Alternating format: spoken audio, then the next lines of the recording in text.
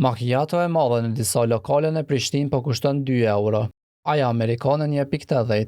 Kuponi fiskal me këto çmime i cili u publikua në internet shkaktoi valë reagimesh. Një kafe 2 euro e 1 litër qumshti kafes 75 cent, nuk shkon, bojkotoni. Kjo rritje e çmimeve vjen në një periudhë kur bizneset në 50 punëtor, si dhe qytetarët do të përballen nga 1 maj me shtrejtimin e energjisë elektrike për 16.1%. Shënjesër ka provuar të kontaktoj me Arjan Vraincën nga shoqata gastronomëve, por ai ka qenë i paqasshëm gjatë së martës.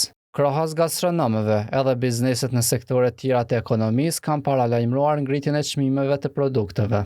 Përfituese më madhe shteti, duke inkasu tatime më të larta, të hyrat ka me qenë atë kësë shumë të larta, i dyti përfitues ka me qenë bizneset, edhe i dëmtumi kryesor ka me qenë qytetari.